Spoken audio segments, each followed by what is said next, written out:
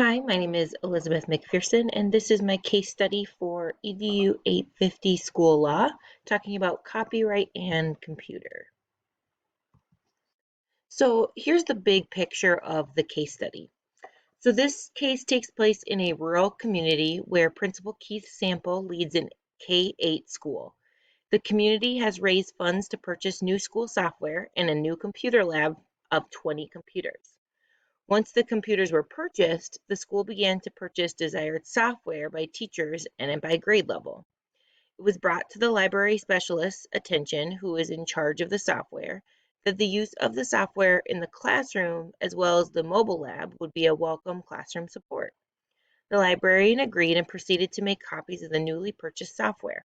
After concern was raised by a new teacher, an issue arose when the librarian is confronted by the principal.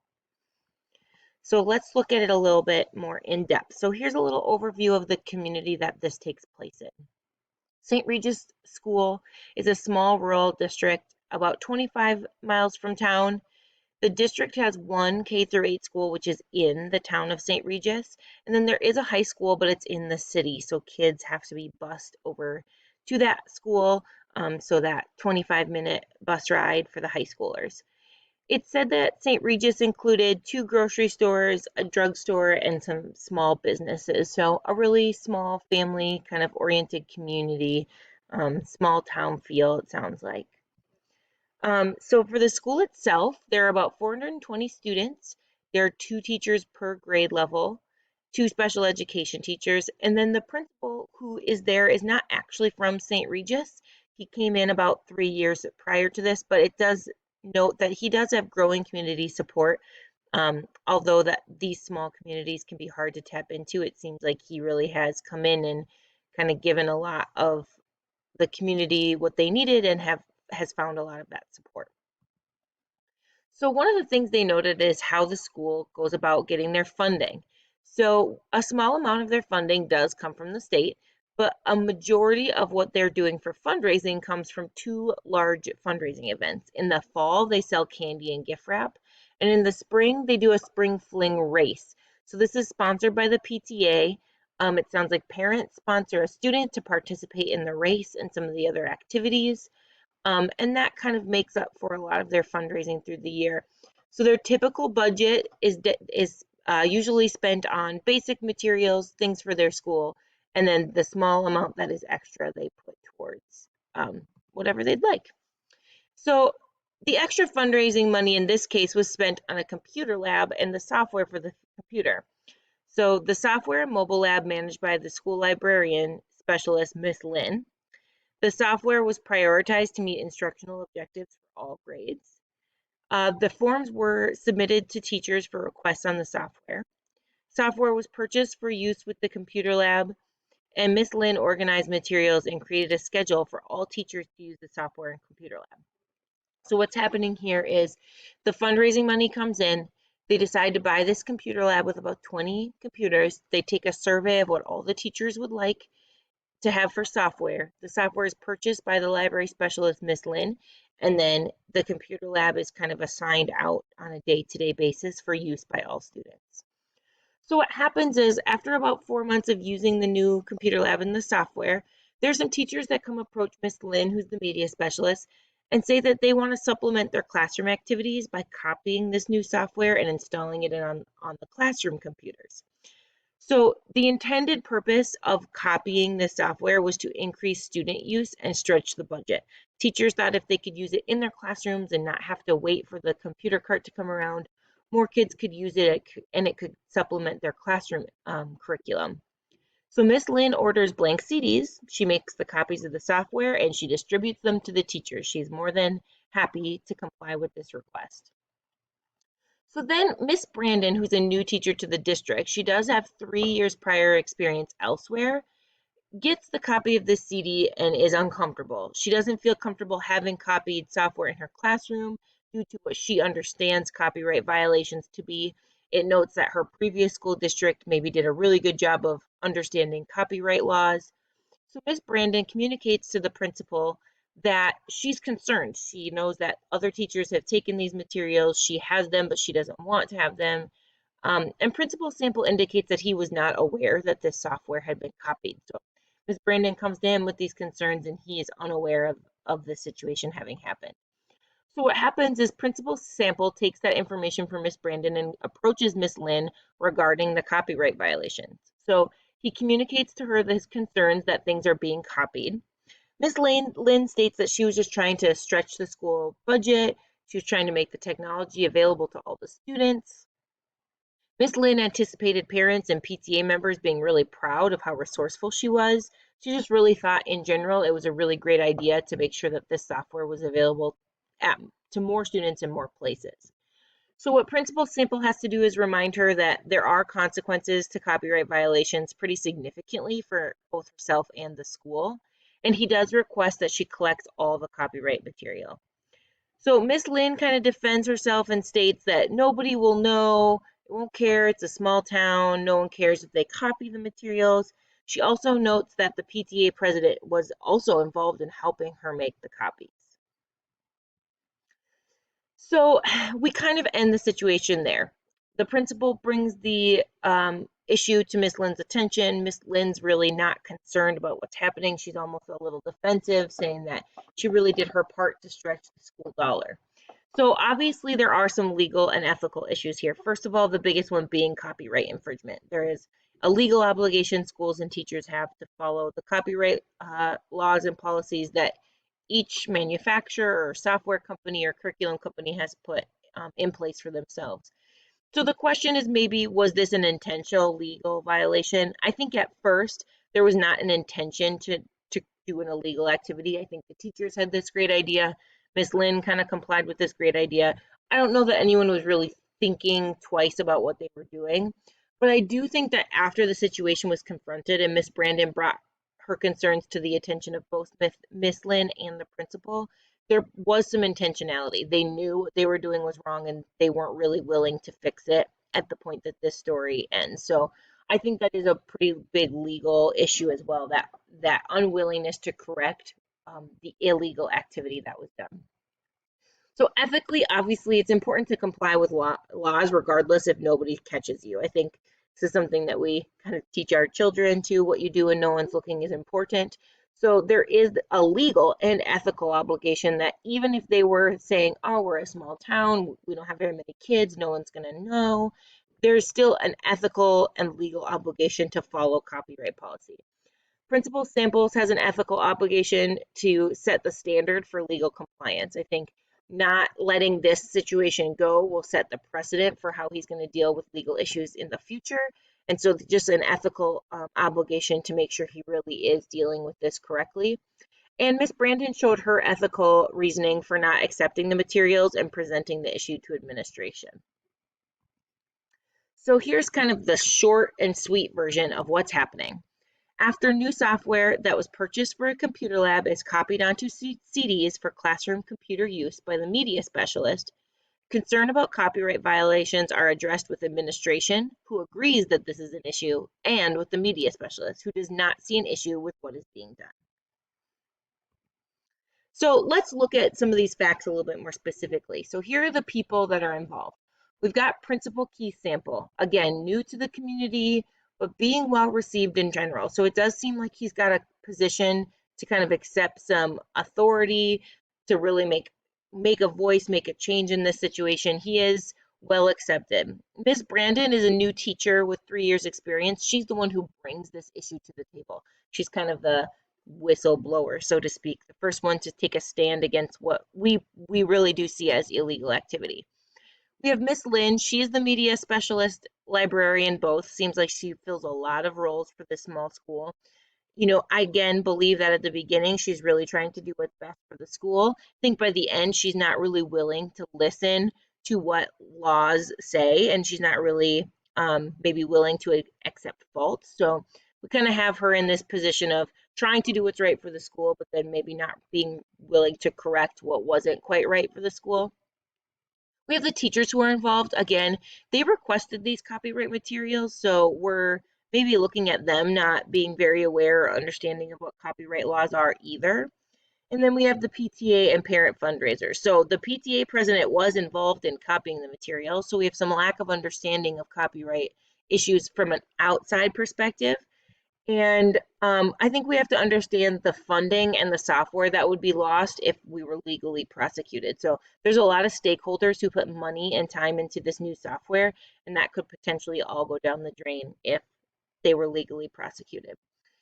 The students are also involved. The K-8 students are using this software. It sounds like the use of the lab is going really successfully, enough so that they want even more access.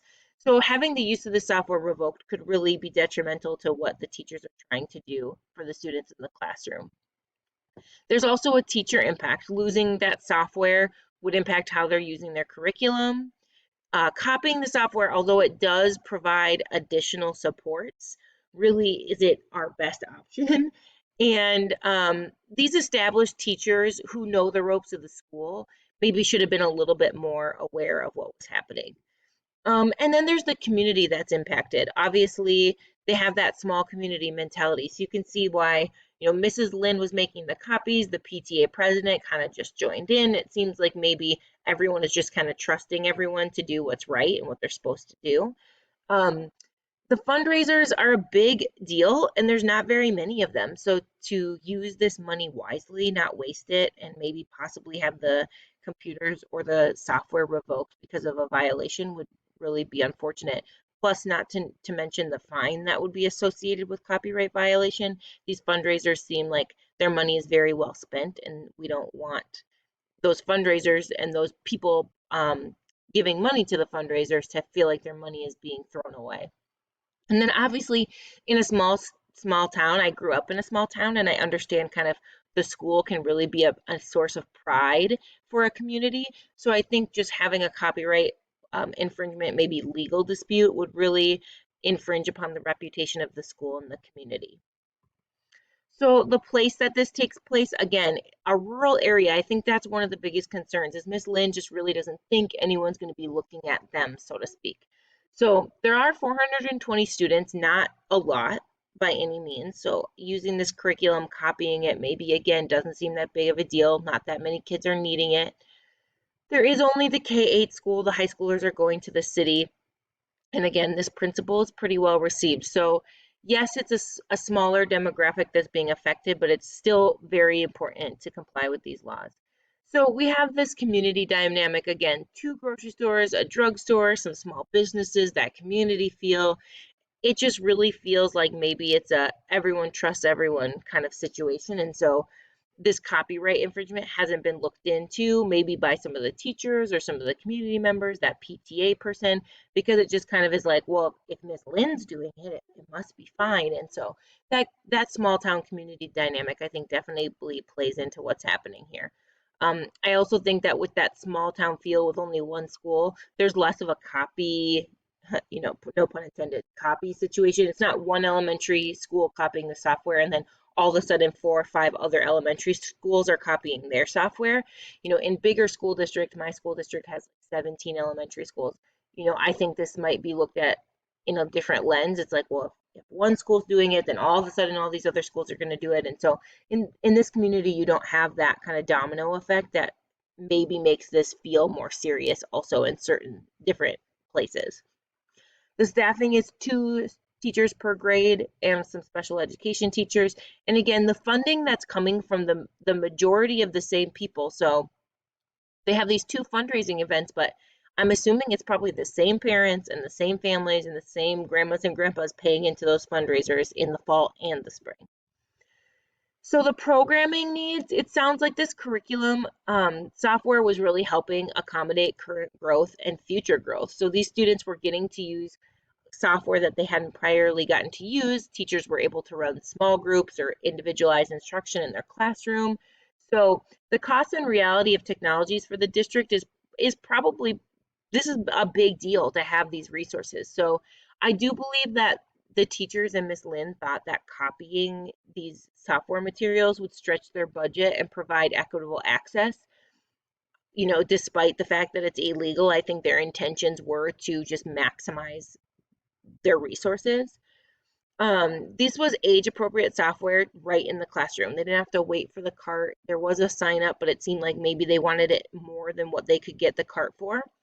And the teachers were really the one who communicated the need for the classroom. Miss Lynn didn't say, oh, I'm going to copy these and give them to people. The teachers did reach out to her and indicated it would be helpful. So again, the programming in this town is really one option. There is not, it didn't indicate private schools necessarily, but there wasn't a lot of choices as to which elementary school you wanted to send your kid to.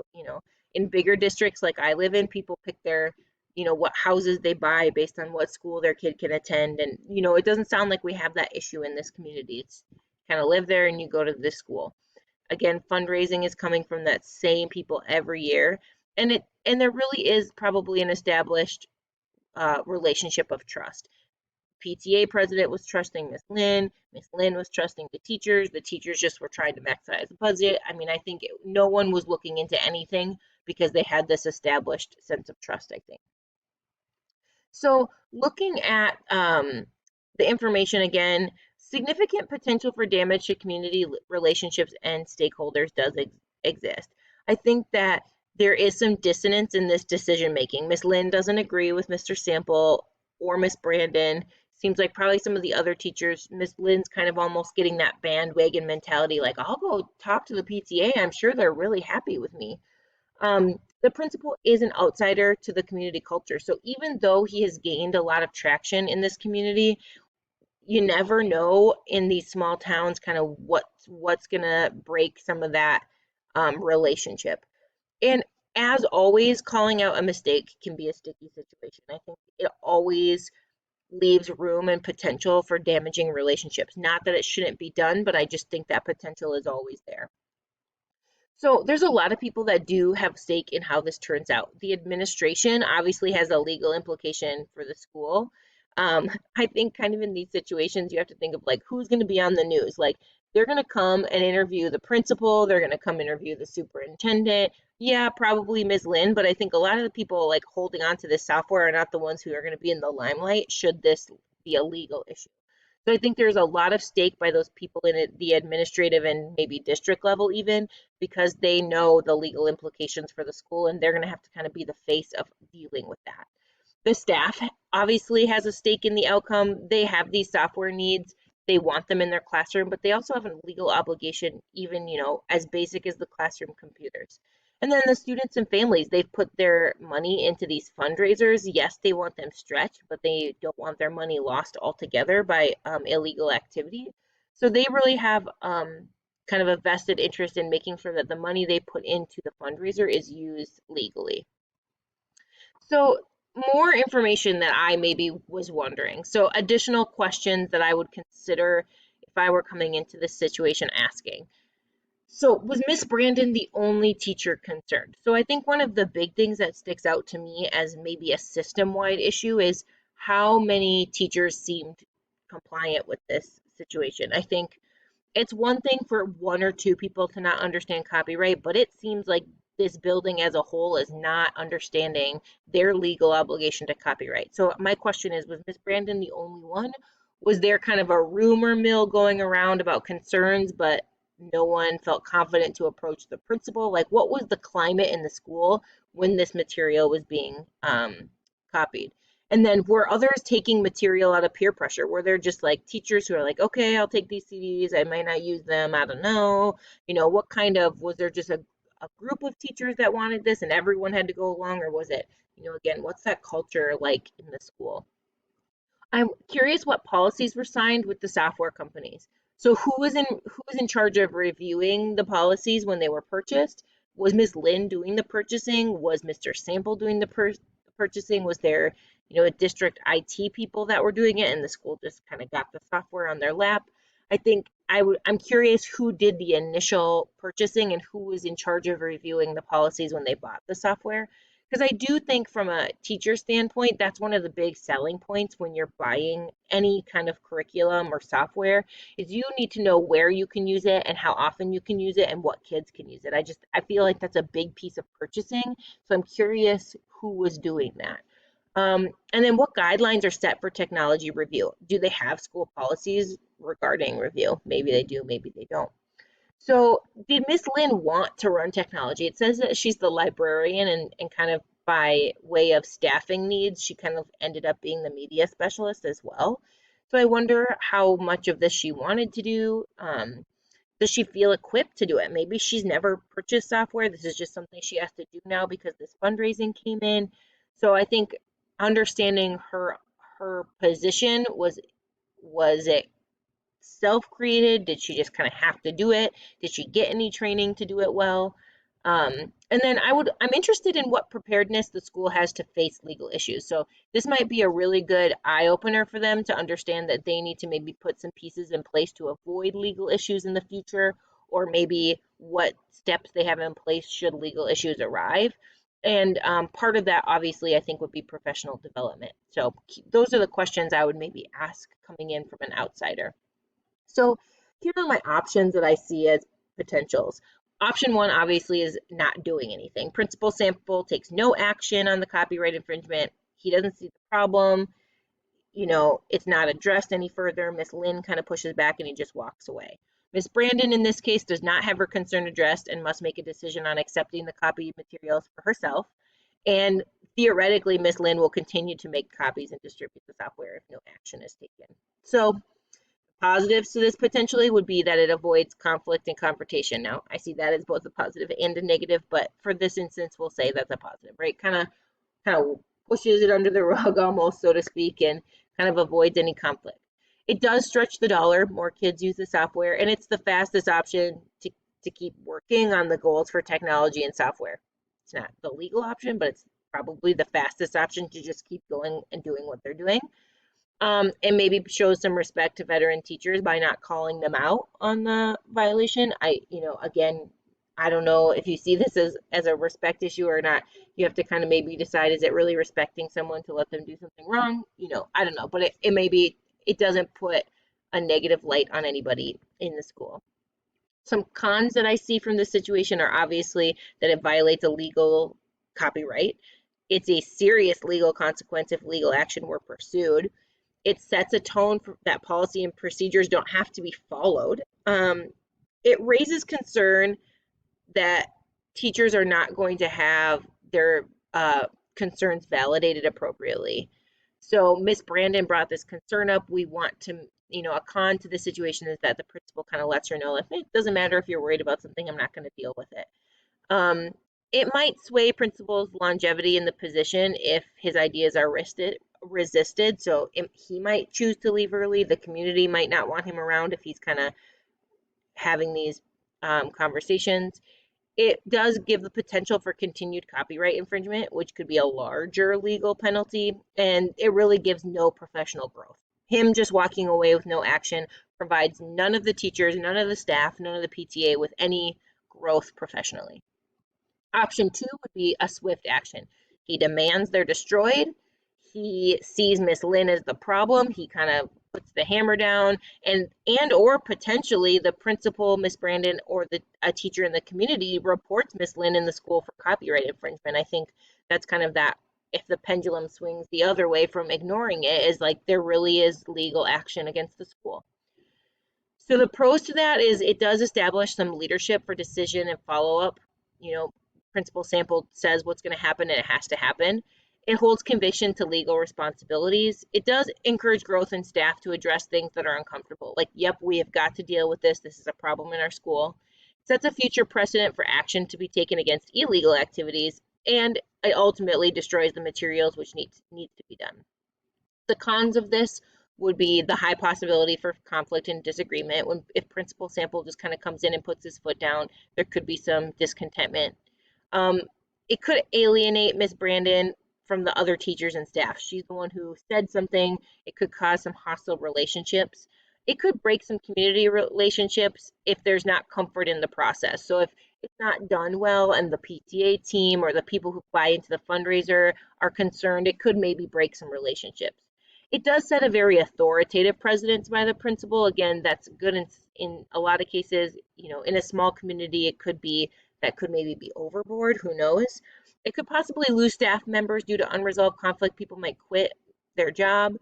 And it might leave a poor taste about fundraising, software, and technology in the future. So again, if we're not doing it right and then this kind of hammer has to come down on the situation, just leaves a poor taste in everyone's mouth. So option 3 would be a compromise. Principal Sample offers professional development to the staff regarding copyright issues. We see it as a school-wide issue and not a Miss Lynn issue. Materials are destroyed, but plans are made to contact the software company for extended licenses.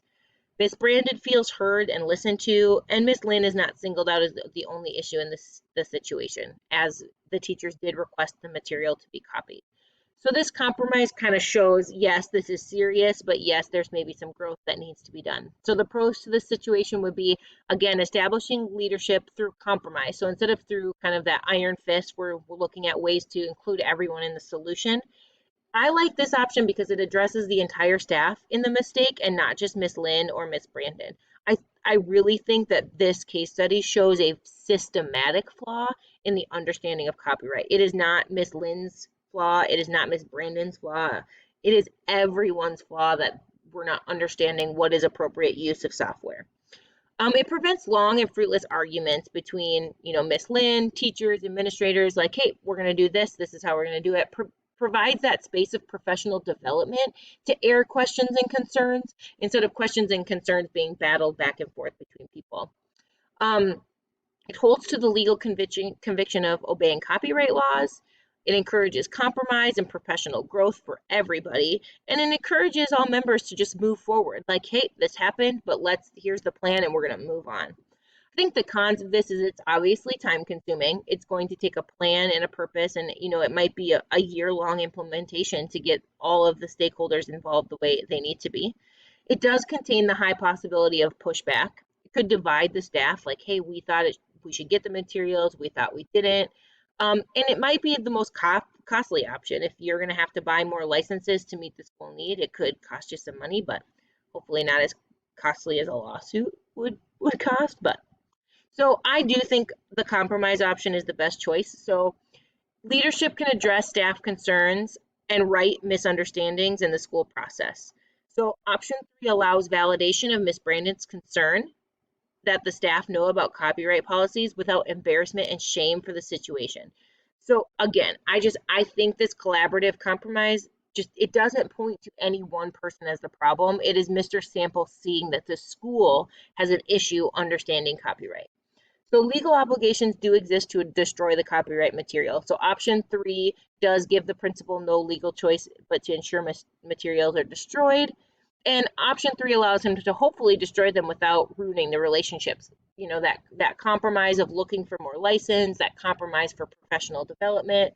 So professional development is obviously needed in this area like yesterday. So that compromise builds in professional development. I do think that option 3 rides that line between pushing and leading. So I think option 2 with that kind of hard and fast decision making was pushing. I think these teachers weren't ready for someone to just come in and swipe it clean, tell them they were wrong, all that kind of stuff. This shows leadership. There's no push, there's a lead. Hey, I'm going to take the lead on showing you what needs to be done with these materials to comply with the law, and then I'm going to take the lead on showing you how we can do better next time. That's kind of a partner mentality instead of that, push mentality. Establishing expectations for future situations, the professional development really kind of sets the tone for how they're going to handle it next time. I think maybe the principal needs to admit some fault that there wasn't a good precedent set for how to do this. So now that it was done wrong, setting a precedent for how to do it next time. So an opportunity to create policies and guidelines for school-wide copyright compliance. So some steps that I would take to do this. So step number 1, Principal Sample needs to destroy the material with or without Miss Lynn. I think maybe in this situation, you don't need to make Miss Lynn destroy them with you, but there is that legal responsibility to destroy them. So whether or not they need to just be turned into the office for destruction, if Miss Lynn wants to help, however that happens, I think the first step is obviously destroying those copied materials. Then I would reach out to the software companies that we have the licenses through. Ask the companies for permission to put them on more computers. I think sometimes what surprises me in education is like you just got to ask, you got to look for what you want. So you never know, they might, if it's only 10 classrooms, or if it's only one extra classroom per software, you never know what they'll allow you to do. So you might just want to call and ask for permission. Um, Ask the companies if you don't get permission to quote additional licenses. You can present that to the school for consideration, but then you can make decisions regarding options for the classroom resources. So maybe not every grade can have everything copied, but reaching out to these software companies at least lets you know what your options are. So then the next step would be to plan and implement professional development. So be upfront with what the software company said. So yes, we can, no, we can't, here's what we can and can't do. Just be very truthful to the staff as to what the company said. Create meaningful professional development on copyright law. So I would consider including the PTA in this. Don't make it just a handout and be like, read it and sign it. Make it really interactive and meaningful so they understand the issues at hand. Explain the why behind the need for professional development without pointing fingers. I mean, don't stand up in the professional development and be like, Miss Lynn copied these, and so we have to do this, but understand that, maybe find some examples of copyright infringement from other schools, in your area, in your state. Just really help hone in on the reality of what copyright infringement really is from a legal standpoint, and then provide time for that feedback for questions and concerns. So again, to try to avoid this banter and back and forth and this name calling or finger pointing, provide an open space in the professional development for teachers to raise their concerns about what happened and what can happen moving forward. So the outcomes I see from this is that, one, everyone participates. Everyone helps destroy the materials. Everyone comes to professional development. Everyone's in understanding of how important copyright law is. There's a clear, cohesive theme that emerges with policies that are created to make sure everyone can do it correctly the next time. And everyone knows what to do when this situation arises again. The second outcome I see as a potential is that almost everyone's on board, that you get a good chunk of participation in the destruction of property and the professional development. There might be some pushback, but there's still conversations and growth happening. It might be at the cost of personal interpretation. Lots of people are going to feel differently about the situation, but option 3 I see is low participation. People are just really upset with how this is happening. They're not really turning in materials. It's taking a long time to collect them. They don't want to come to professional development. They're kind of pushing back on the policies or procedures being created in this situation. And I do think that overall this could cause some pretty huge legal implications. And then obviously option 4 would be that no one is willing, that they're all really mad about the material. They hold on to it. They won't turn it in. They don't want to participate in PD.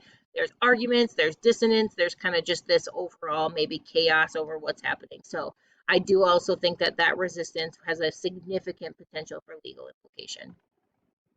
So should low partition or resistance occur, we might have to try something different. So if people are not in compliance with a professional development, destroying materials, what would we do? So options for what we might do if we get that low or resistant participation. So I think it would have to be a move on for now situation. The principal has a legal obligation to follow the law. He has to maybe resort to that option 2. If compromise and collaboration weren't an option, he'll have to just step up, make those difficult choices.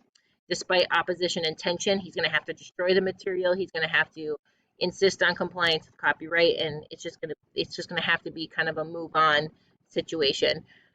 Maybe reconsider computer labs and supplementary software. From an administrative standpoint, if I'm going to get resistance and pushback on copyright infringement, it just might need to be something we step away from for a while. It's not worth the hundreds and thousands of dollars and possibly prison time for somebody to utilize copy technology. I think we need to look at what other things can be used until we can make a plan for the future.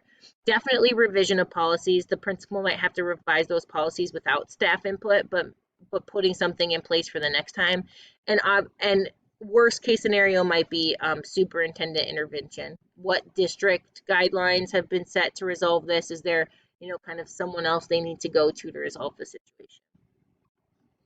So this is the standard 6 that was used for this case study. I'm talking about the capacity and understanding and knowledge to promote student success through laws, policies, and regulations. And I really enjoyed this case study. I thought it was a good practical insight, and I hope you gained something from my presentation. Thank you.